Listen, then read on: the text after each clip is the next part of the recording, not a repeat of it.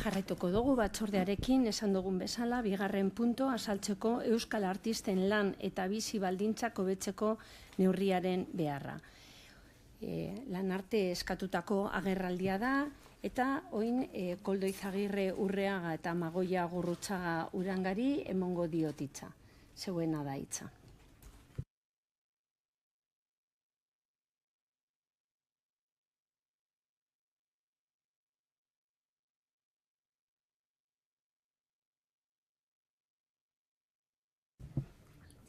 Arratsalde on denoi. Eskerrik asko zuen harreragatik. Badira 2 urte hemen bertan izan ginela, gure elkartearen berri ematen, kide gaituen kultur ekosistemaren egoerari buruzko iritzia azaltzen. Orduan, esan genizuen, euskararen langile profesionalak garenez, komunitate autonomo honetako elebitasun diglosikoaren ondorioak pairatzen ditugula gure jardunean eta maila guztietan. Ekoizpenean, zabalkundean eta ordainketan. Eusko Jaurlaritzaren kulturaren euskal behatokiaren hainbat txosten genituen eskuartean orduan, kulturgileekin eta elkarteetako kideekin trukatutako dato apur batzuk ere bai. Denak esaten zigun, horrek denak esaten zigun, gurea lan arlo prekarizatua dela, eta prekarizazio horren barruan, prekarizazio bat, beste prekarizazio bat, gertatzen dela euskeraz jardun ezkero lanean. Orain aurkeztuko dizuegun inkestaren emaitzek arrazoi eman die susmo hoiei tamalez.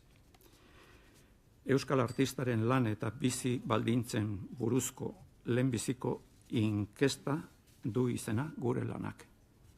Eta lehenbiziko inkestak esan nahi du aurretik ez dela ezer egin horretaz, eta inork ez diola ardurarik erakutsi.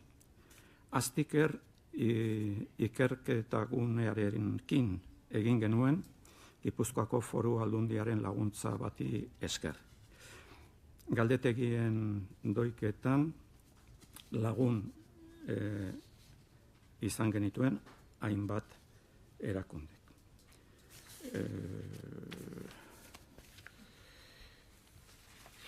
Euko irakasle eta ikerlari Patxi Azpilaga, Edorta Arana eta Arkaiz Zubiri. Asier Basurto, soziologoa, soziolinguistika klusterreko ikerlaria.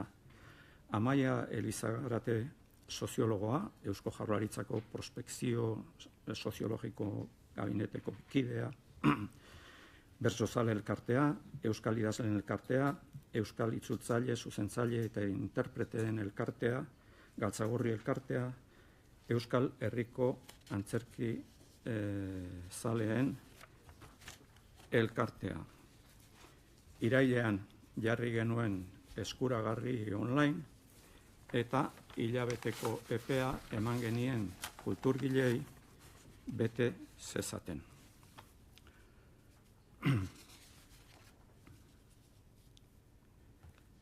Gizonak eta gipuzkoarrak nagusiki, ez?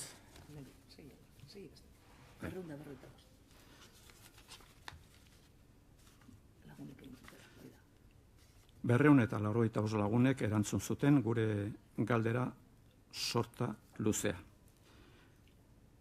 Hauxe da lagunon profila. Gizonak eta gipuzkoarrak nagusiki 155. Adinari dagokionez 55 eta 64 urte bitartean dituzte 156,5 eta 30 eta 54 urteren bitartean 135.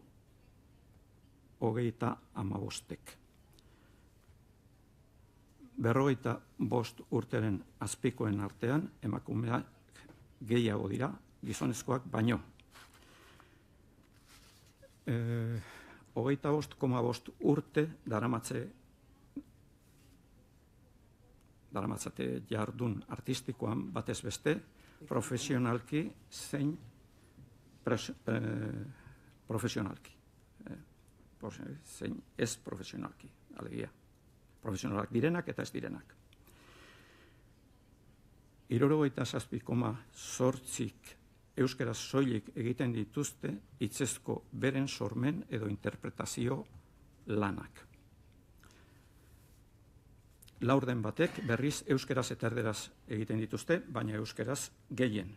Inkesta bat bete dutenen ia euneko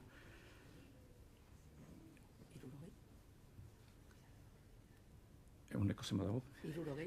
Euneko 60, bi edo multidisciplinarrak dira. Nagusiki lantzen duten disiplinez galdetuta, literatura, gidoigintza, erantzun dute laurdenek eta musika ia beste hainbestek. Eta hirugarren aipatuena bersolaritza da. Erdiek beren kontura egiten dute lana, badira aldi berean besteren kontura eta euren kontura aldi berean aritzen direnak, eta horietatik ia bi eren jarduera artistikoaren batean alta emanda daude autonomo gisa. 45,7 besteren kontura ari dira lanean. Horietan, artisten erregimen berezian edota intermitentzian alta emanda iparraldean. Daudenak gutxien dira. Euneko 25 funtzionari dira eta 63,6 langile erregimen orokorrean daude alta emanda.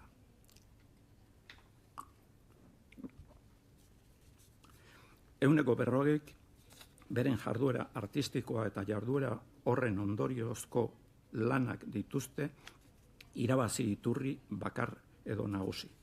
Horietatik ia bi eren musikan, literatura gidoigintzan eta antzerkian ari dira. Horiei denei esker batu ditugun datuek gure susmo beltzenak egiaztatu dituzte. Datu bat. Euskara soilik sortzen duten artisten irabazi garbiak batez beste 4,717 eurokoak izan ziren 2023an.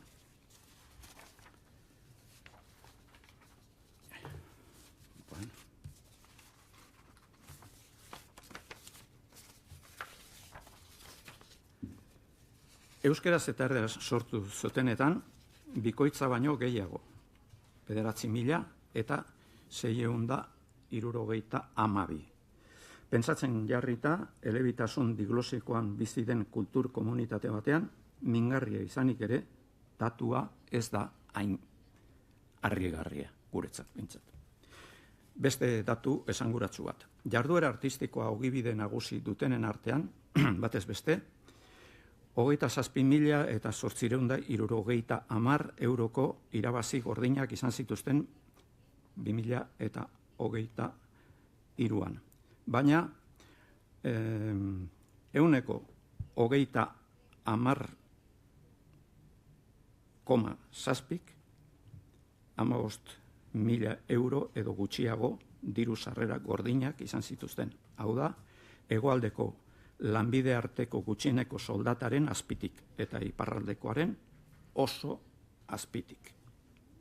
Jarduera artistikoa ogibide bakar edo nagusi dutenen irabazi garbiak berriz 12.000 eta 330 eurokoak izan ziren bataz beste. Alegia, hilean 1.027,5 euro alegia. Mileurismoaren laginetik veteranoenetako bat gara.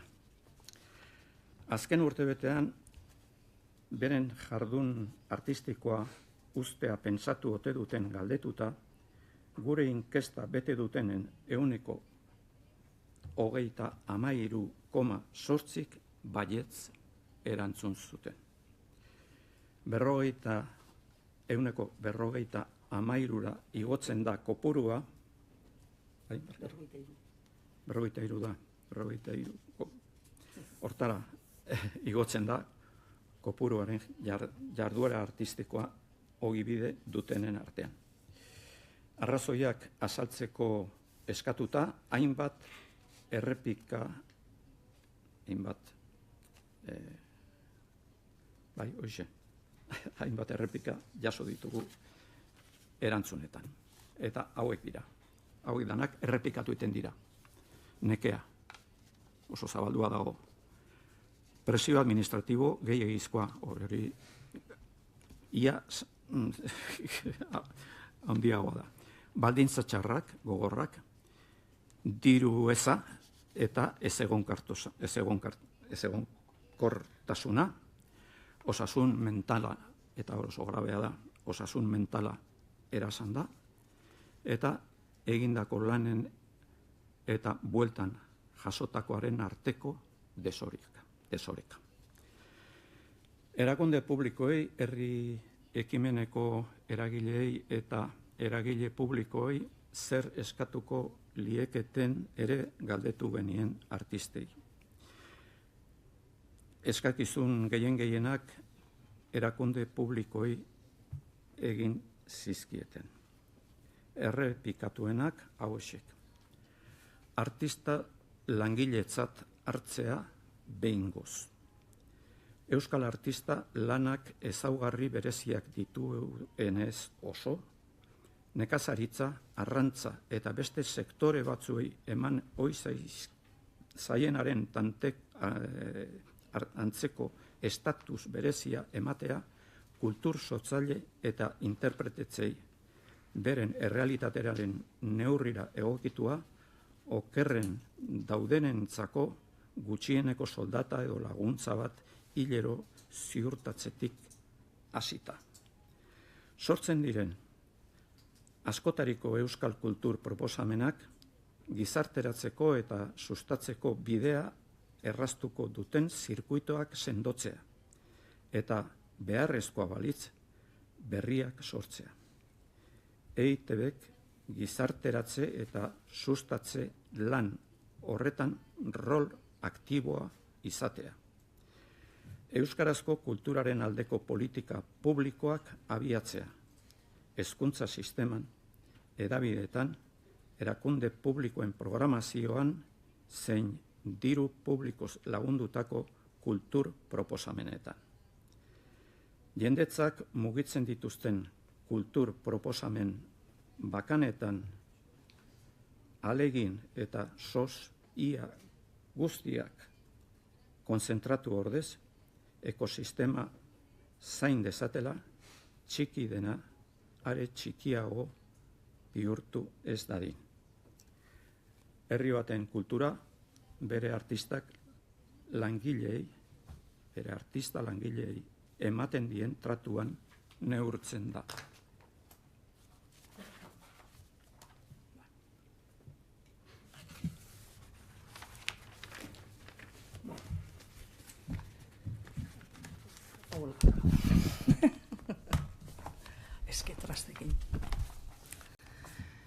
Bueno, Koldo Izagirreren ahotik entzun dituzuen datuek, gure kultur sistemako zulo bat uzten dute agerian, eta ez nolanahikoa. Zulo hori hizkuntz subordinazioaren orratza sakon sartuz, konpasarekin borobildu da. Eta bere neurria hartu beste aukerarik ez daukagu, kultura euskaraz eta euskaratik bizi eta egiten dugunok bertatik aterako bagara. Bide horretan, hizkuntzaren faktorea kultur arloko azterketa, txosten, eredu eta plan orotan zehar lerro gisa sistematikoki ezartzen az gaitezke lehenik eta behin. Generoarena ezartzen den bezalaxe. Kulturaren euskal behatokiak musika bulegoarekin elkarlanean berriki aurkeztu duen inkesta alde horretatik, aukera galdu bat izan da gure ustez. Ez baitie galdetu musikariei beren lan, sortze eta interpretazio hizkuntzari buruz. Ez da oso logikoa, kultur ekosistema gutxitu bat daukagula esan bai, baina ekosistema hori datu estatistikoetara ekartzeko premiarik ez adieraztea, bertan eragiteko ardura duten erakunde publikoek. Arazoari neurri hartzearekin batera, arazoa gainditzeko neurriak hartu behar dira. Gure uste arro edo ustelean nahiago dezuena, neurriok lehentasunekoak behar lukete. Bat, euskaraz sortutako kulturaren legea behar dugu, bere indargune eta ahulgune multzoaren araberakoa, babes ekonomiko eta juridiko guztiekin, kulturgileen lan eta bizi baldintzen hobekuntza ekarriko duten aldaketekin, euren betekizun fiskal eta administratiboen eta eskubideen doikuntzarekin. Gure kultur sistemaren indargune eta ahulgunetako asko argi ikusten dira gure inkestaren emaitzetan esan bezala. Kultura euskaraz soilik egiteko apustua egiten dutenek erdara ere badarabiltenen erdia baino gutxiago irabazten dute esan dizuegu. Beren lana ezagutarazteko gero eta arazo gehiago dute. Plaza publikoak ere galtzen ari dira. Kultura agente publiko gero eta gehiagok agente pribatuen logikarekin hitz egiten dien bitartean. 55 urte joan dira geure aldeko mezuak errepikatzen dituzten erakundeak sortu zirenetik, eta gure hizkuntzaren eta kulturaren menosteak hemen segitzen du. Kulturgile eta kulturzale gara. Euskaraz egiten dugu kultura eta uko egiten diogu minorizatzen eta prekarizatzen gaituen sistema bat normalizatzeari. Gure hizkuntza eta kultura minorizatua auspotzea eta kultur eskubideak gauzatzea helburu garrantzitsutzat ditugun guztiok egin beharko genioke uko gure ustez. Duela egun gutxi, legebiltzar honetan bertan aritu da kultura sailburu Andrea, abierazi nahi duen euskal kultur sistemaren legeari buruz.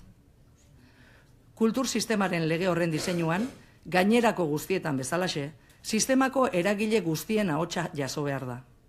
Besteren esperientzietatik ere ikasiz, jakina, baina milioika hiztuneko hizkuntza hegemonikoen neurrira egindako legeek eta logika merkantilista hutsak gure zaurgarritasuna areagotu besterik ez dutela egin, ahaztu gabe inoiz. Lege eta praxi politiko eta sozial jakin batzuen bitartez minorizatu gaituzte hamarkadaz hamarkada. Eta bizirik eutsi badiogu, ez da merkatuari esker izan. Gure subordinazioa desaktibatuko duten politikak behar ditugu beraz, hamarkadaz hamarkada, sostengatu gaituen kultur praxiak gogoan. Profesionalak izan gabe ere kultura euskaraz eta euskaratik egin duten milaka talde eta banakoren ekinaldirik gabe, jai batzorde, kultur elkarte, gaztetxe, sare herrikoirik gabe, euskarazko kultura desagertua litzateke aspaldi. Instituzionalizazioa eta profesionalizazioa baino askoz lehenagokoa da gure kultur sistemako zutoin hori, eta gure kapital kulturalaren parte eta euskarri ezinbestekoa da. Ezin dugu profesionalizazioaren eta burokrazia administratiboaren aldarean sakrifikatu. Etorkizunean ere beharko dugu. Dena beharko dugu, kultura bizilegez iraungo badugu. Ez dakigu Madrilgo abokatu bulego batetik zer aholkatuko dioten kultura sailari. Baina Euskal Herritik esan dezakegu, euskarazko kultur ekosistema beren beregi eta modu integralean auspotuko ez duen kultur sistema lege batek, gure minorizazioa, gure langileen prekarizazioa eta gure sare herritarraren desegiketa betikotu besterik ez duela egingo. 2. Komunikazioaren gizartean bizi omen gara eta EHUko nor ikerketa taldeak joan den urrian aurkeztu zuen azterketa baten arabera, Euskal Herriko komunikabideak erdal kulturaren zabaltzaile dira, nagusiki, eta euskarazkoaren inguruko ezagutza ezaren elikatzaile. Paisaia mediatiko horretan, Euskal Herrian dauzkagun euskarazko irrati eta telebista kate publiko bakarrak EITB-renak dira. Eta hitz hauek darabiltza bere burua azaltzeko. Euskal kultura eta hizkuntza sustatzen ditu eta ikusentzunezko ekosisteman euskararen normalizazioa, erabilera eta hedapena bultzatzen ditu. Hori da aipua. Ez behar beste, baina gure inkesta bete duten artisten 180% ustez. EITBek ez baitu euskararen eta euskarazko kulturaren hedapena eta transmisioa ziurtatzen beren esanetan. Beste 11 eragilek ere eskatua diote EITB-ri euskararen eta euskal kulturaren alde gehiago egitea, aldatu gidoia ekimenetik. EAEko kultura sailaren sozen erdiak pasatxo berak hartzen ditu, Eta euskararen eta euskal kulturaren alde erantzukizunez eta ekimenez eragitea zor dio ente horrek gizarte honi. Nola egin hori? Lehenbailen abiatu beharreko eztabaida da. Eztabaida horretan askotariko eragilek hartu behar dute parte, eztabaida honetan ere. Lanarteak honako eskakizunak ditu besteak beste gogoeta komun horretarako. Kultur tartea emendatzea kate generalistetako albistegietan. Programazioan kultur saio gehiago txertatzea. Enteko irrati kate guztietan ezartzea euskarazko musikaren gutxieneko kupoa, bakoitzari berea, emisio ordutegietan eta entzule kopuru altu eta baxuko orduetan ere oreka bat eskainiz. Beste inbeste ezarri behar da ikusentzunezkoen eskaintzan. Ez gara ezer berria asmatzen ari. Inguruko auzo herri guztietan praktikan diren politika dira. Ikusentzunezko ekoizpen berriatan ere euskarazkoei gutxieneko kuota ezartzea. Adimen artifizialaren erabilera bertan behera usteko konpromiso hartzea, gure kultur sistemara ekar ditzakeen ondorioak sistemako eragileekin aztertu bitartean. EITB-ren streaming bidezko audio eta ikusentzunezko plataformetan ere euskarazko lanak auspotzeko kuotak ezartzea. Katalogoetan lanoi ikusgarritasun berezia ziurtatuz. Ezarri beharreko kuotak proposatzeko eta sektoreko eragileekin adosteko, eta kuotak betetzen direla ziurtatzeko, ardura izango duen agente autonomoa sortzea. EITB-en bakarrik ez, baina. Udalen eta gainerako erakunde publikoen kultur programazioan eta sustapen eta babeslerroetan ere, eta erakundeok diruz lagundutako edabide kultur jaialdi eta ekitaldi pribatuetan, gutxieneko kuotak ezarri behar dira euskarazko kulturaren alde. Kuota horiek, proposatzen ditugun kuota guztiak bezalaxe, euskarazko kultura dagoen minorizazio egoeratik ateratzeko neurriak izango dira. Ez egungo egoera bere horretan betikotzeko, eta pixkanaka ondorioz okertzeko. Ez da onargarria erakunde publikoek euskal hiztun eta hartzaile potentzialen kopuruaren azpitiko kultur eskaintza egitea, eta gertatzen ari da. Ezin da programatu 1981 bagina bezala. Azken 3 hamarkadetan euskaldun komunitatea hazi ez balitz bezala. Artistentzako praktika honen gidak egitea garrantzitsua da, eta erakunde publikoek artistekiko harremanetan izan beharreko gutxieneko praktika honak zehaztea ere bai. Hor sartzen ditugu besteak beste, erakundeok, EITB-ek barne, proposatutako kontratuen enkarguen baldintzak, betearazten dizkiguten agindu burokratikoak, ordainketa epeak eta antolatutako sariketa, lehiaketa, beketako klausulak. Sarritan gure eskubideak urratzen dituztenak. Aipatu ditugun neurriak eta aipatu ez ditugun gehiago gauzatzeko jakina, dirua ere behar da. Euskal kultur sistemaren biziberritzea betikoen prekarizazioan eta euskaltzalen eta kulturtzalen borondate hutsean oinarrituko ez bada. Esan dugu lehen, uko egiten diogu minorizatzen eta prekarizatzen gaituen edozein sistema normalizatzeari. Eskerrik asko. Eskerrik asko, Lanarte ordezkariei. Oin hasiko gara ronda, txikitik handira, ez dozu hitza hartu nahi, orduan ez dakite sozialistaen talde bozeramailea zurea da hitza. Bai, eskerrik asko, Mahaiburu Anderea, eta arratsaldeon guztioi ordua ikusita, arratsaldeon guztioi. Ongi etorria eman nahi diet, Izagirre idazleari eta Gurrutxaga Andreari Lanartea elkartearen kideak. Eta eskerrik asko eman dituzuen azalpen guztiengatik. Baita ere, guretzako lehenengo aldia da, hemen entzuten dizueguela, baina badakigu 2023an baita ere etorri zinatela, eta baztertzekoa da berriro ona etortzea. Eskertu nahi dugu baita atzo inkesta bidaltzeagatik, saiatu ginelako esareetan begiratzen, eta ez genuen lortu, orduan izugarri eskertzen da bidaltzea, hain zuzen ere hobeto prestatzeko gaurko agerraldia. Eta eskertzea baita ere, eman dituzuen neurri zehatzak, azken finean, hoberena delako jakiteko non zaudete kokatuta, eta batez ere zenolako neurriak har ditzakegun egoera hobetzeko.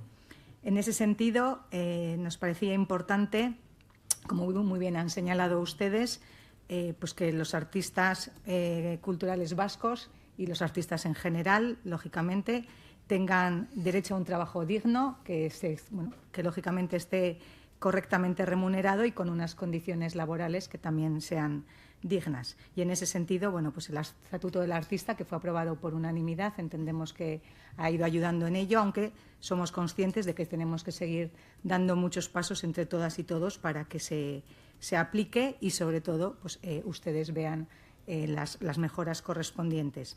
Es verdad que, por ejemplo, en los últimos tiempos sí que estamos viendo que el cine en Euskadi está avanzando y está generando muchas más películas y productos, y en ese sentido pues les apoyamos y seguimos avanzando en ello.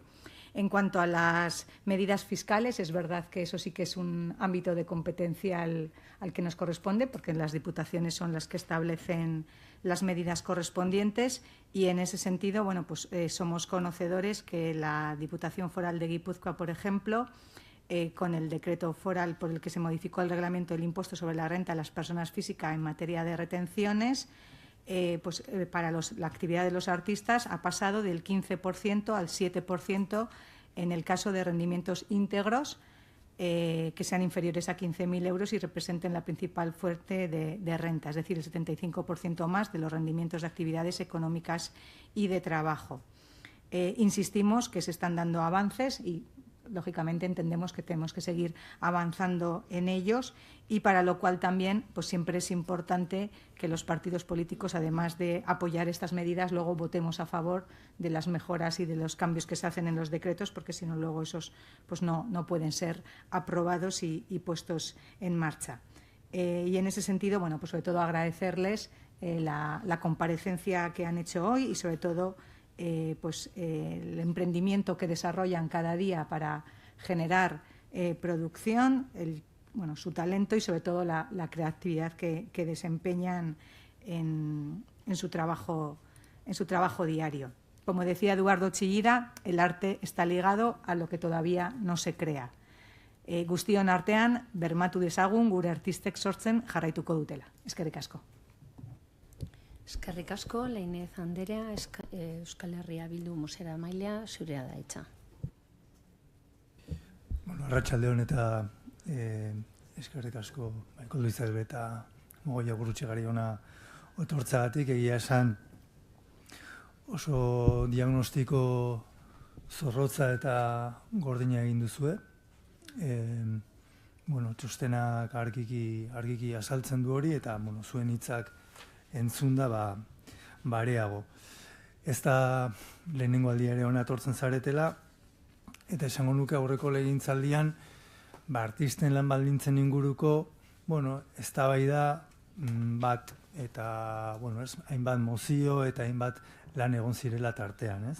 Eta iruditzen zait hurrengo urteetan azken aldian behintzat ez dugula hainbeste horri buruz hitz egin, eta uste dut egokia dela zuen agerraldia berriro ere mahai gainean jartzeko. Gaur bezala gordinki jartzeko. Gogoratu nahi dut, Josu Estarronak 2022an ponentzia bat sortzea proposatu zuela, Euskal Artisten estatuto bat eratzeko eta horretarako lantalde bat egiteko, baina beharrezko babesak ez genituenez, azkenean ezezkoa ez jasotzeko, erretiratu egin genuela leno batetik. Baina iruditzen zait berriro ere guk Euskal Artisten estatutu propio bat sortzearen ideia berriro ere mahai gainean jarri behar dugula, eta gero abiatuko naiz horretara. Nik bi gogoetan egin nituen egin, ez? Eta bada, eta aipatu duzu ez, prekarietatea. Eta kulturaz, hainbeste hitz egiten dugun herri honetan, ezagutza, ikerketa eta garapenaz hitz egiten dugun herri honetan, nola da posible gure artista eta sortzaileak horrelako lanbaldintzekin egotea. Uste dut, gure buruari autokritika egin behar diogula, eta behingoagatik esku hartzeak jarri behar ditugula martxan eta politika publiko zehatzak. Ez da nahiko esatea gure artistak ze garrantzitsuak diren, ze lan hona egiten duten, praktika honeko gidak egin ditzakegu, eta hori guztia oso ongi dago, eta aholkularitza guztia oso ongi dago, baina esku hartze zehatzak egin behar ditugu aurrera berain lan baldintzak hobetzeko gure kultur sistemaren oinarria delako sortzailerik gabe ez dagolako kulturarik. Eta beste herrialde batzutan egiten ari direna, iparraldean badaukate, iparraldean euskara sortzen duten sortzaileek badukate intermitentziako planteamendu bat. Belgikan badaude, Quebecen badago, goazen sistema horiek hartzea eta ona ekartzea. Eta ez, Espainiako gobernuak ari dira Espainiako artisten estatutuarekin, zailtasun handiekin, baina badakigu hemen beste egoera bat daukagula, beste ekosistema bat, hizkuntza biziberritze prozesuan dagoen hizkuntza bat daukagula, eta hizkuntza horretan jarduten duten sortzaileek berprekarizatuak daudela. Orduan, nik uste dut jauziak egin behar direnean, hemen ere jauzi bat egin behar dugula, eta zezenari adarretatik heldu behar zaiola, ez? Eta aurreko batean aipatzen nuen ez, ambizio nazionala, noski baietz, ambizio nazionalarekin guk gure estatutu propioa aukitzeko, gure sortzaileen lan baldintzak hobetzeko legedi eta normatiba propio bat aukitzeko, eta nik hemen bai egiten du dei bat, horren inguruan lanketa bat hasi gaitezen. Aipatu du Koldo Izagirrek nekazari gazteen estatutuarena eta emakume nekazari estatuei buruzko bi normatiba daudela. Egia da, askotan itxasorekin hitz egin dut horri buruz, eta egia da baudela zer hobetuak, ez da? Baina baditugu bi adibide. Eta hemen hainbat arau eta hainbat xedapen esartzen dira beraien lan baldintzak hobetzeko eta baldintzak jartzeko. Eta estatutu batek laguntzen duna da integraltasunean, arlo fiskalean, gizarte segurantzaren ikuspegitik, diru laguntzen ikuspegitik, politika publikoen ikuspegitik, beraien lan baldintzak hobetzeko. Uste dut orduan, aukera badaukagula horri heltzeko, eta gu behintzat hori egingo dugu. Gu lanean ari gara horretan, eta legintzaldi honetan, ez bada lantalde bat sortzen guk ekimen legegi bat ekarriko dugula ziurra da. Eta gero baditugu beste aukera batzuk ere, gizarte segurantzaren eskuduntzaren traspasoaz eta eskualdatzeaz hitz egiten ari den honetan, aukera ona ere izan daiteke, gizarte segurantzaren eskualdatzea etortzen bada, ikusi beharko da zezagorrirekin, artista eta sortzaile lan baldintzak ere hobetzeko. Hau esan da, bi galdera edo bi gogoeta nahi duzen bezala erantzutiko alde batetik kuotena. Nik uste kuoten gaia konplexuri gabe heldu behar zaiola, kuoten gaiari. Kuotak herrialde guztiak dauzkat, guztiek. Frantziak, Italiak, Portugalek, Europako batasunak ere kuotak dauzka ikusentzunezkoetan eta hainbeste eremutan Europako hizkuntzak babesteko. Guk ere, kuota batzuk ezarri beharko ditugu. Kontratazio publikoan egiten den bezala, edaki seinal horretan, merkatu bat babestu nahi balin bada, ekonomia soziala babestu balin bada, kontratazio publikoan legedi propio batzuk ezartzen dira, eta kuota batzuk ezartzen dira hori babesteko. Guk ere, uste dut, hori badaukigula, eta uste dut impacto handi bat izango lukeela, ez da? Eta horren inguruan proposamen landurik badaukazuen, edo eredurik, edo, horren inguruan ezin den zuen gogoeta.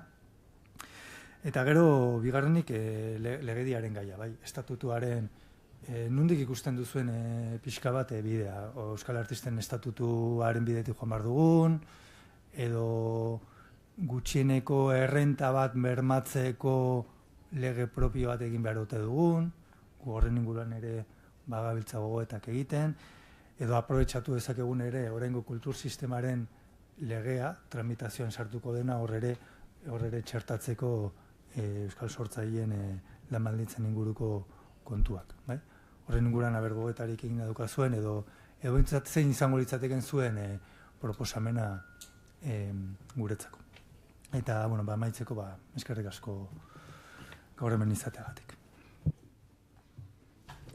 Eskerrik asko, Astiria jauna, Eusko Abertzalearen bozeramailea, zurea da hitza. Kaixo, ongi etorriak, Izagirre eta Gurtxaga jaun Andreak, aitortu behar dizuet eta lehen ere hala egin nuen, zuen ordezkatzen duzutenarekiko daukaten empatia, ezta? Pospozik esaten de gainera. Baina, hemen ditut apunte batzuk, eta egia da, 2018an artisten estatuto berrirako ekimenak abieratu zituenean, hainbat gauza aktibatu zirela, ordura arte geldirik zeudenak, ezta? Eta azken aldi hontan, legealdi hontan eta horretik ere, legebiltzarrean egindako galdere irantzunez bidali izan dira, behintzat pare bat txosten, eta batean esaten da nola, 2015ko pertsonak artisten lanerako erreal dekretuan arautzen duten, eta izan diren aldaketek islatzen direla, ezta? Eta hemen eremuak handitu egin dira.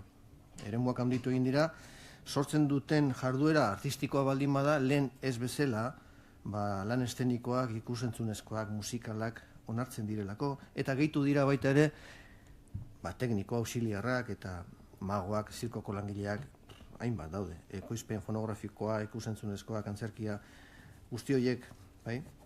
Zezen plazak, areto bereziak eta diskotekak ere jarduera artistiko baldin badukate, orainoan hartzen dira, eta, eremu pribatukoak noski ez. Bada beste detalle bat, ez dala zigorrik 30 egun baino gutxiagoko kontratazioengatik, hori lehen ezen horrela. Langabezia prestazio espezifiko bat ere diseinatu dute, aldizkotasun egoera kontutan hartuta. 3.000 euro baino gutxiagoko sarrerak dituztenentzako beste kotizazio bat ere izango da. Eta artisten estatutotik kanpo geratu dira kirolariak eta ikuskizun taurinoak, ezta? IAEko aktibitate artistikoan agertzen diren hainbat aktibitate, aldiz, artistan estatutuan ez daude denak, eta alderantziz ere gertatzen da. Hau da, margolariak, eskultoreak, zeramikaligileak, artisauak, grabatzaileak, idazleak, artistan estatutuan barruan onartzen direnak, eta ez daude IAEko aktibitate barruan, eta nik usten dut hori komeni dela trafiko ordenatzea eta arautzea, ezta? Berdina, musika tresnen artisautzan, fabrikazioen serie la actividad tipo luthier, horretan ere argitu beharra dago, eta aldundien ekimena da, baina aitortu eta aipatu beharrekoa iruditzen zait. Pasade legealditik agindu zen jaurlaritzagatik eta eginda sortzaileentzako praktika egokien dekalogoa edo gida. Oso zabala eta benetan interesgarria den euskarria. Honetan gabiltzanok eta askotan hanka sartuaz joan gera ikasten eta beharrezkoak diren neurriak hartzen ikasteko eta funtzionatzen jakiteko, ezta, mundu honetan. Eta euskarri hau garrantzitsua iruditzen zait. Bertan gomendio eta aholku asko ematen dira, artista, interprete, ejecutante, koautoria, eman daitezkeen forma desberdinetako aholkuak. Sektore informatiko, multimediari dagokionak, eskubide patrimonialak, materialak, ez materialak, kontratu ezberdinak asko eta asko daude. Eta ikerketa eta gida honetan hau ere aipatzen da edo azpimarratzen da. Langileen konbenioan dagoen atomizazioa jartzen du, habida cuenta de las particularidades propias de las distintas actividades llevadas a cabo por los destinatarios de este código, la negociación colectiva se encuentra atomizada, siendo habitual que los convenios colectivos se negocien por cada actividad artística concreta. Dena dela, nik esango nuke, kultura arloan eta sorkuntzan, konbeniorik gabeko langilea daukatera egoerarik prekarien, ezta? Eta egoera zailena, bai? Aipatzea nahiko nuke baita ere, 2023tik urtarrilaren batetik aurrera, autonomoen kuota zehazteko irabaziak hartzen direla kontutan, eta hori ere pizgarri bat edo izan da, ezta? Beste politika batzuk ere jarri dira martxan, lehen ez zeudenak, orain urte gutxi. Sartze aktiboa sustatzeko, adibidez, ezta? La jubilación activa deitzen den hori. Eta gero aipatu da, eta foru aldundiak dauzkate ogasunean, fiskalitatean eta kultur arloko pizgarriak eta kenkariak esartzeko aukera. Eta hemen ere eman dira hainbat aldaketa, ezta? eta azkenengo agerralditik ona ere, aldarrikapen batzuk zeudenak egin dira. Adibidez, bertsolaritza sorkuntza literario konsideratu eta epigrafe propio bat izatea lortu da. Aipatu den bezala, autonomo kuota zehazteko irabaziak hartuko dizkietela kontutan. Bizkaia, Gipuzkoa eta Araban erregimen berezia sortu da, sortzaile eta artistei laguntzeko. Eta Gipuzkoan ere hainbat neurri hartu dira, nire adiskide sozialistak aipatu duen moduan. Araban ere badaude, kenkariak, 60 artekoak, eta 35 baino gehiago euskeraz baldin bada, euskeraz inbertitzen baldin bada, 10% gehitzen da. Beraz, euskera kontutan hartzen da ikusentzunezko produzioetan laguntzeko momentuan, ezta? Onurak ere badaude, arte eszeniko eta musikaletan eta liburu gintzan ere, noski. Hau esan da, askotan sentsazioak eraikitzea garantzitsu esaten da, eta gaur egungo munduan ere bai. Eta nik bestelako sentsazio edo konstatazio bat ere badaukat, alegia jarri zuten errealitate gordina bada, baina beste konstatazio bat ere bada, administrazioak beste alde batera ez direla begira. Ez daudela beste alde batera begira.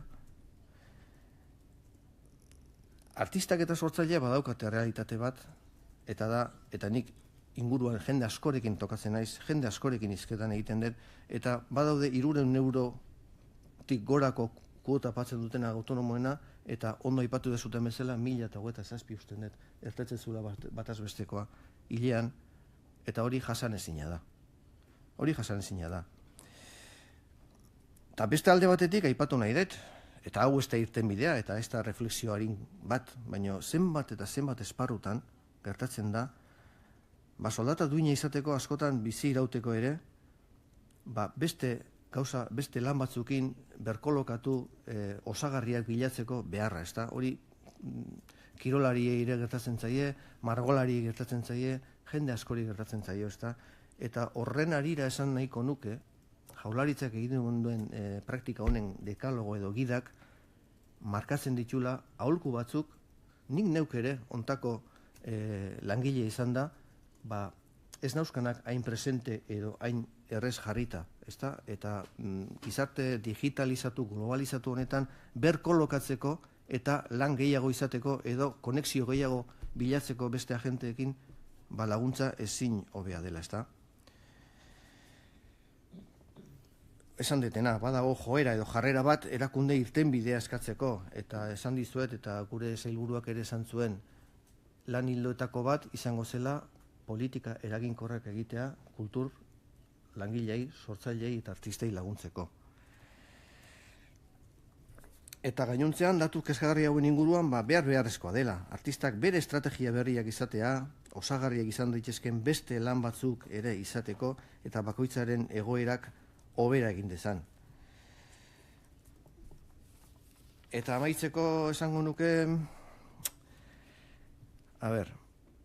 oso kezgarria dela, azaldu den argazkia prekaritatearena, desegonkortasunarena. Desegonkortasuna bai da ezaugarri bat, kultur langile askorentzako. Baina osasun mentala aipatu da, nekea aipatu da, eta 133ak bere lanbide hori usteko zorian balima dago, arreta bat sort zaie eta erantzun bat eman behar zaie. Baina hau esan da, ez dut konpartitzen, ez nago ados egin den errealitatearen argazki oso tragiko, drastiko horrekin. Noski mundu amaterra eta herrietan ematen den ekina eta egina garrantzitsua dela, baina ezin dut onartu instituzionalizazioa kalterako izan denik. Hori ezin dut osoki horrela onartu. Euskeraren ikusgarritasuna eta euskal kultura upatzeko politikak egiten ditu Jaurlaritza honek, eta egingo den edo martxan jarriko den kultura sistemaren legea edo estatuto berriaren ekimenetan, Eusko Alderdi Jeltzalea hor egotea nahiko nuke, baino ezin dut onartu esan den bezala orokorrean egin den argazki beltz eta ilun horrekin administrazioak daukan begirunari dagokionez. Aipatu diren datuak, kezkagarriak eta erantzun beharrekoak dira. Momentuz, hausen, eskerrik asko. Eskerrik asko, Mendizabal jauna, oin zeuen txanda, Izagirre jauna eta Gurutzaga Anderea, zeuena da hitza. 10 minutuko tartea deko zuen. Eman dio ja? Bai. Bueno, ez dakit nahi erantzun alko jotan, baina artistaren estatutuaren hobekuntzak, noski, artistaren estatutuak hobekuntza batzuk ekarri ditu gurera ere, gu testuinguru batean bizi garelako eta testuinguru horrei erantzun batzuk ematen dizkion momentutik. Baina, esan dugun bezala, dago egin da kultur sistema baten neurrira, eta kultur sistema hori ez da gure neurria, euskerazkoaren neurria. Kultur sistema hori dago egina Espainiko estatuko neurrira, eta gaina ere gaztelerazkora begira batez ere, eta behin eta berriro geroz eta gehiago errepikatzen zaigun profesionalizazioaren nolabaiteko sustapen etengabearekin. Horrek bakarrik ekarriko balu bezala edozein kulturaren biziberritze eta iraupena. Eta gu ez gaude ados horrekin. Espainian ez dakit zenbat idazle profesional dauden eta milioika irakurle daude. 100, ez dakit, esategati da. Euskal Herrian bertsolaritzak euskal kulturan bertsolaritzak ze pixu espezifiko dauka, gure sisteman, haundila. 20 gora ez dira profesionala diren bertsolariak. Orduan, profesionalizazioak ez du gure profesionalizazio hutsak. Eta gu, sortzaile profesionalen elkarte bagara, ez du profesionalizazio hutsak inungo kulturaren biziberritzea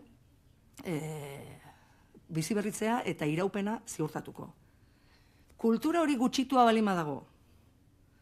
Eta gainare, balima dago bere sistema guztia, orain artekoa behintzat, pentsatzuta beste gorputz baten neurriak tapatzeko, geureari erreparatu gabe, zehazki, eta artisten estatutuarenak, adibidez, kasualidadea bertsolaritzaz zahaztu zian. Karoan ez dago bertsolaritzarik. Orduan, bueno, baina, hemendik ere, etzan inor akordatu, esan zitzaien arte. Orduan, zesatien nahi dezuen. Egia da, orduan, aurrerapenak ematen ari direla, eta geure baliatu geha horrekin, baina guretzat ez da nahikoa. Eta lehen esaten gendun bezala, profesionalizazioa besterik ez da bideratzen, profesionalizazio horren izenean guretzako, gure kultur ekosistema honetan ezinbestekoa den herritar sare edo, ez dakit nola esan, sare herritarra, ez dakit, nola esan, zeia, herri, ez dakit, bakizue. Hori gabe, ez da oseinik. Ez da oseinik. Euskeraz jarduten duten artisten parte handi batei erakundeek ematen dile lana. Bigarren lan emaile nagusia, sare hori da. Eta hala eta guztiz ere, 1000 euro iztagara. 45 urte eta gero. Orduan, EH Bilduko zeari. Bueno, bai, noski horretik uste duguk ere, artisten estatutu propia, baina lehen ez da gure gorputz honei, komplejuri gabe, txikiak izatea, ez da txarra izatea, baina gu dauken horria. Horren arabera egin behar da, eta kuota guretzako, bueno, ez dakit, da, igual pelma batzuk geha, seguruna, baina ez bakarrik Europako aipatu dituzen realdetan, Espainian bertan ere, hamarkadetan antikuota izan dana eta tabu izugarri aukiduna, ikusentzunezkoen legean ere, kuotak ezarri ditu. Hizkuntzaren araberakoak ere bai. Eta gutxiena, utziz, bueno, nagusialako gaztelera, gaztelanari gehiena, eta gero, 105 kuota horrena, beste hizkuntza, oiei. Orduan, estatua, milioika hartzaile potentzial, merkatu izugarri bat, eta hala eta guztiz ere kuotak jartzen dituzte. Eta guk, esaten nahian panorama hontan bizigianak, ez dugu ezer egingo? Zeinek esarri berde, zein gaude, beste batek esartzeko kuotak, ba ez. Orduan, guk aldarrikatze dugu hori, kuotak horregatik, esan bezala euskarazkoa sustatzeko, eta hor badaukagu, gure uste, gu ez geha legegileak, horregatik ez dakigu zein berdan lehen, segurazkin berko genuke maila handi baten eseri, eta bakoitzak zer daukan proposatzeko, uste dugu gauzako lain berdiela.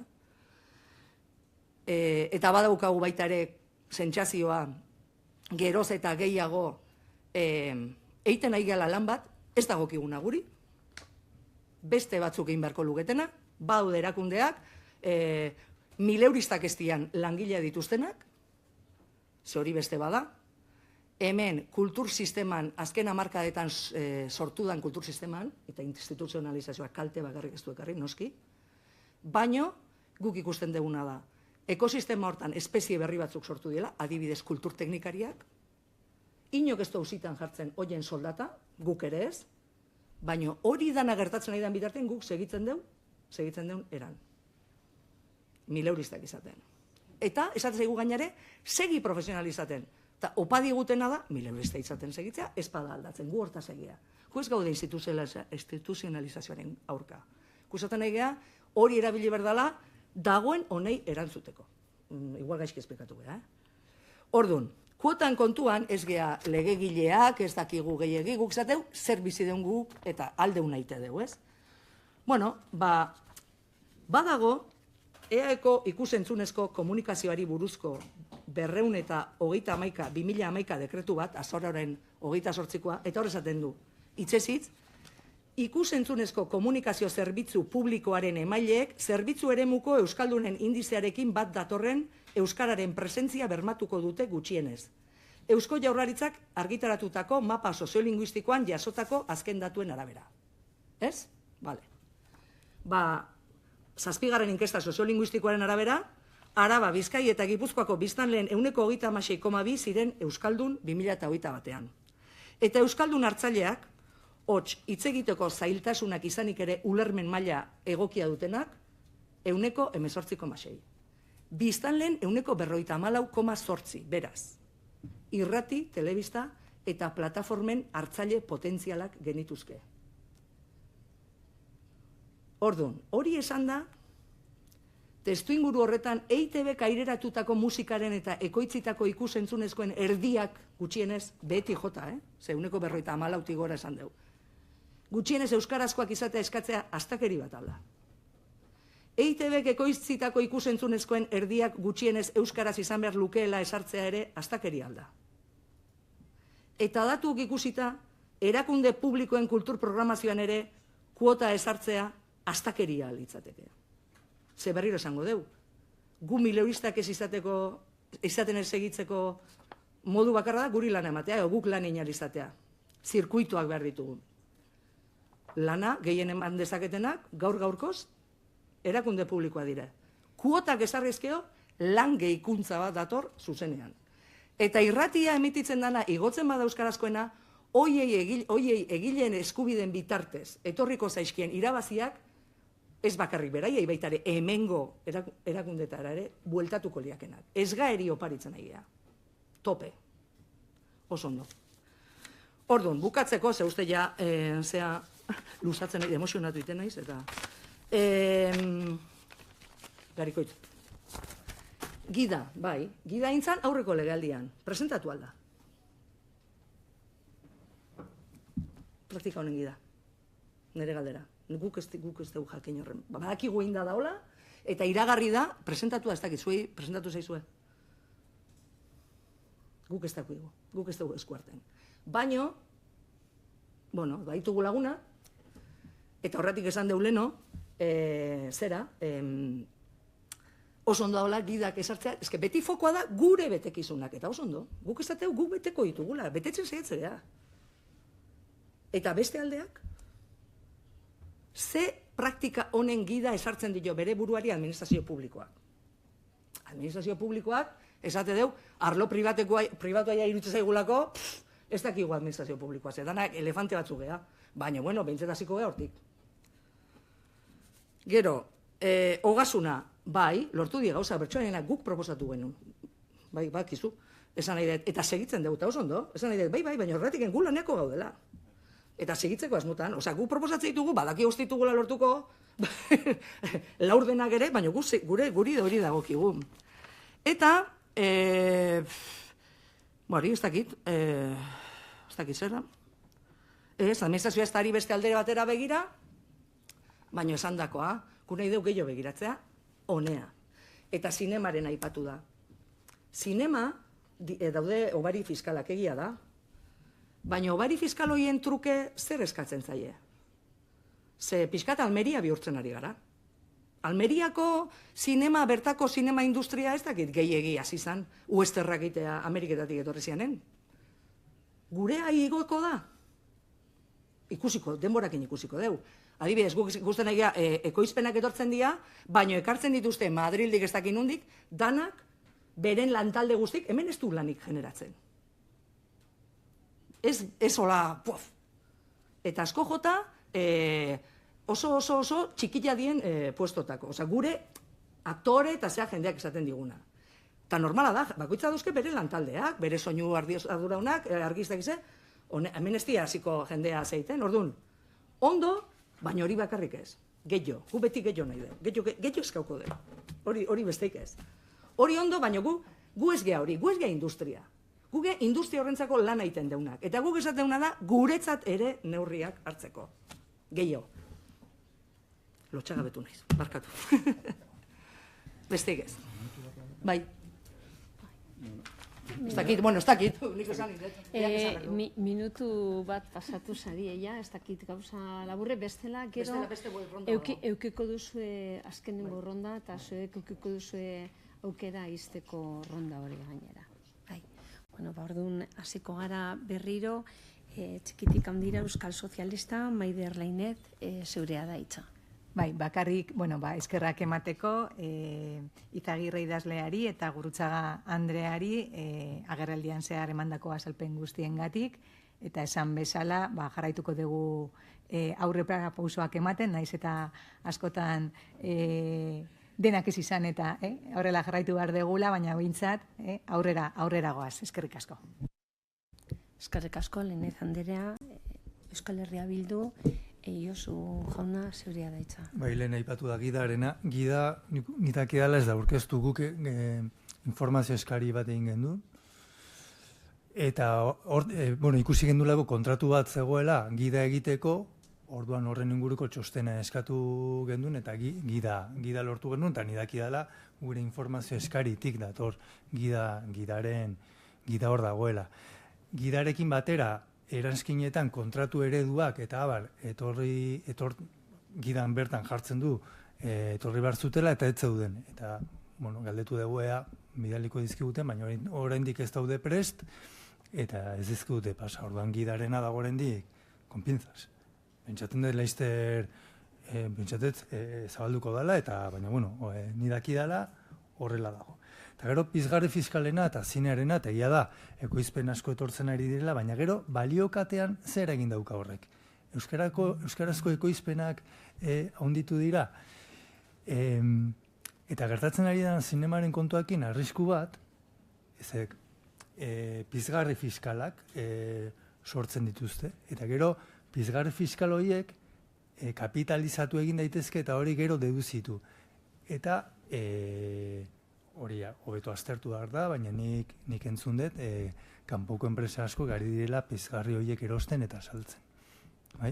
Orduan hor dago, ingenieria finanzero bat sortzen ari da, pizgarri horien inguruan aztertu beharrekoa eta Gipuzkoako Foru Aldundiko ogasun teknikariek ero hartzen dute hori.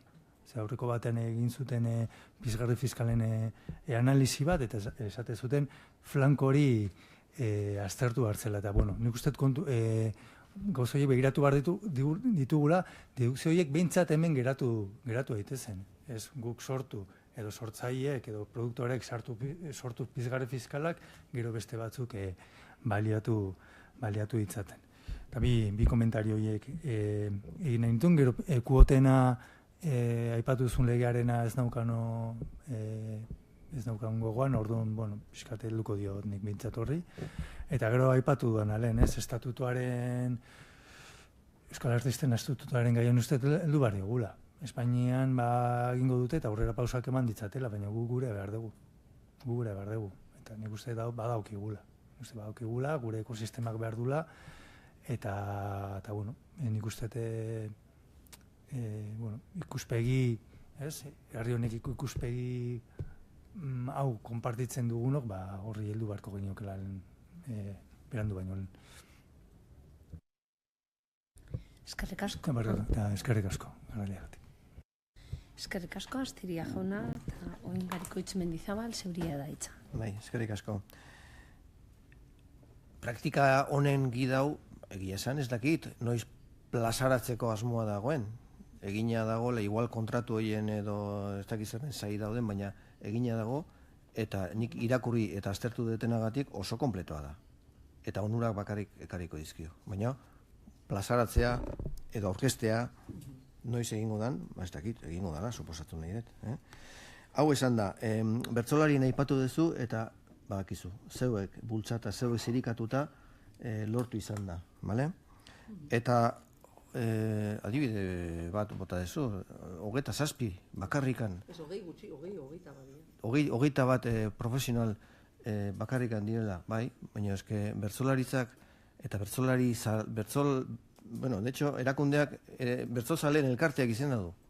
Mundu guzti zoragarri horrek, lankuren bitartez, badakizute gaur egun mailakatuta daukatela, behaiek dauzkaten mailakatuta, eta ondo pentsatuta, ze hor daudenak lanean oso egokiak eta deituak dira, orduan, gure herrian, kulturan daukan indarra bertsolaritzak eta beraien organigrama horrela antolatuta baldin badukate, zerbaiteatik izango da. Esan nahi dut, mailakatze hori, bakoitzaren saiotan nola neurtzen den, beraiek erabakitakoa nik errespetatu egiten dut. Eta, lan gehikuntzak izan beharko luke bizikalitatea, duintasuna ekarriko duna, baina lehen ere esan dut, nire ustez gaur egun eta erakundek bakoitzak bere papera jokatu behar du, baina berkolokazio horretan estrategi berriak bilatze aldera ere norberak askotan badauka zer egina. Ez da oso popularra hau esatea, baina batzutan tokatzen da.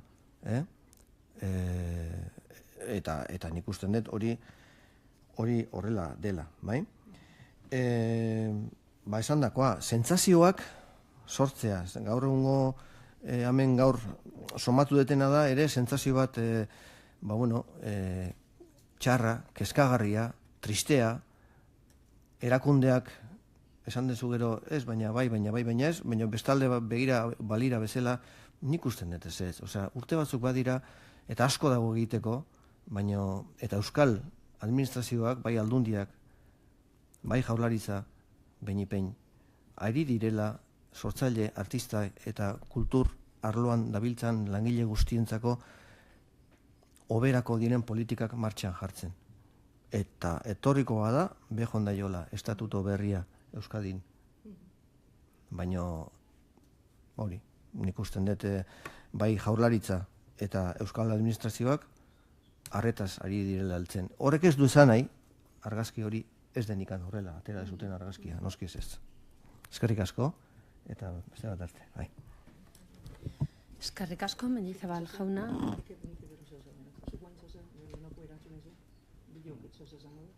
Bai, oin Izagirre jauna eta Gurutzaga Anderea zeuena da hitza. Bai, nire kolegak aipatu ditu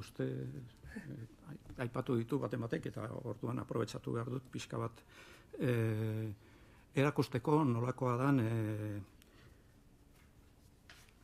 idazleen problemak. Euskal Herrian oso importanteak dira gure kultur sisteman sariak eta bekak. Zergatik, diru publikoarekin egiten direlako. Diru publikoa manejatzen da. Hori oso importantea da. Bueno, oso importanteak dira, baina ze gertatzen da. Bat ere problemari gabe urratzen dutela legea. Ramiro Pinilla Getxoko oiek eta Lizardi Zarauzkoak bi hoiek salbuesten dira. Oso ondo egiten dute, deialdia, dana, garden, diru publikoa nola erabili behar duten adierazten duten, gainerako guztietan ez da azaltzen ezer olakorik. Eta gobernutik hasi eta azken udalareño iritsita jabetza intelektuala kentzen digute, lapurtzen digute eta beraiek hartzen dute. Eta jabetza morala ere, ez zaie ezer inporta. Oso grabea da, deialdian bertan, deialdi guztiak aztertu genituen, bidali genizkien oiei guztiei olako txosten bat, ez digute inolako kasurik egin. Kasu egin digutenak, barre egin digute. Oso grabea da. Ze gertatzen da? Madridek orain dela 25 urte ja lege batean esana dago egin behar dela sarien legea. Eta ez dute egin. Orduan kantxa libre daukate. Hortik hartu dute eredua eta tira aurrera horrekin, eta gertatzen da, sari bat ematen dizute, eman dezagun gutxi dala, 3.000 euro. Baina 3.000 euro ez ditugu inoiz lortuko egile eskubidetatik. Orduan, egile eskubidei, bosta jola zaie, batez ere gaztetxoei, dirua behar dutelako. Baina, premioa ezin du izan kontraprestazioarekin. Behintzat, legeak ala dio, diru publikoak hartzen duenak ez du ezer egin beharrik hori eskertzeko. Saria jaso eta segin behar du izaten bere obraren jabe. Hala dago munduan. Baina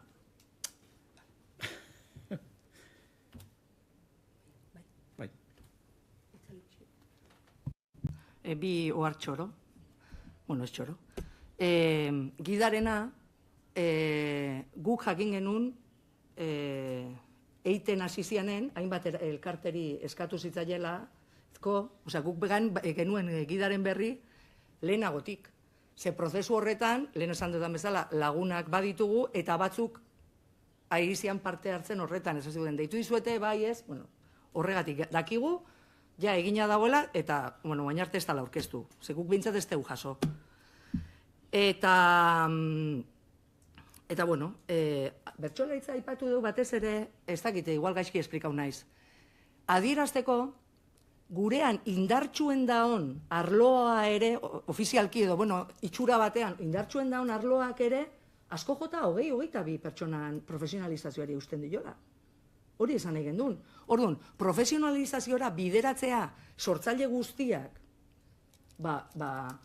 pentsa zenbat ze panorama da. Guk ez dugu, por supuesto ez dugu lauzitan jartzen beraien sistema, bereik ikusiko dute. Esan nahi deuna da, horregatik esaten duen, profesionalizazio hutsak ez digula ekarriko biziraupena.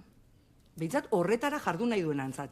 Eta are gehiago, profesionalizazioaren izenean, ari dira diru laguntza eta beka eta sistema pila bat bideratzen profesional eta baita ere kobrantza eta ordainketa eta fakturazioak. Eta beraz, profesionalak ez diran eragile eta sortzaile eta interprete eta kulturgilek gero eta problema gehiago dituzte beraien jarduna pagatu alizateko bat ematei.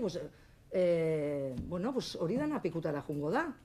Eta 20 bertsolari profesionalekin, eta ez dakit, 10 idazle, eta zeakin, ez dakit kultur sistema osasuntxu batei. Horrekin bakarrik. Horretik izan, profesionalizazioaren izenean, ari delako, alperrarria pasatzen danan gainetik, eta ezin dala, kiston araztuak, jendeai da, baina izugarrizko izenak, adibidez literaturakoak, uko egiten hitzaldiak emateari, bereen kapital intelektual eta kulturala partekatzeari, izugarrizko buruosteak eta sortzen dizkiolako, eta kriston engorruak, batzuk bezaren alta ematea eskatzen ditu, udaletxe batzuk, eta beza alta emateko autonomotan, nik ezin bat autonomotan, hitzaldi bateako autonomotan alta emango, igual ez? Orduan, hortaz aigea. Profesionalizazioaz aigeanen, profesionalizazioa bakarrik ez ez. Eta berrio diot, gu profesionalen elkarte bat gara. Baina oso konstiente gea, gure ekosistemak ezin diola eutxi arlo bakoitzen ez dakizema profesionali. Funtzionario ez dienei. Alegia. Ze funtzionario baude, kulturteknikariak, ez dakipa. Eta oso ondo, hori da, ekosistemako beste arlo bat, hori izan nahi gendun, Eta bai, kolokatze horretan, ni desiatzen, emendik urte betea, arrazoi haukean agari. Bitur, dana asmaude, esateko. Vale. Eskerrik asko. Oiba, denboran, espezia. Eskerrik asko, Koldo Izagirre Urreaga jauna, eskerrik asko, Amagoia Gurrutxaga Uranga, etortxegatik, agerraldi hau egitegatik, eta zeuen keskak azaltzegatik. Eskerrik asko. Zuedanei eskerrik asko baita, pazientziagatik. Noin lagunduko diet eta jarraituko dugu gero 3. puntuarekin.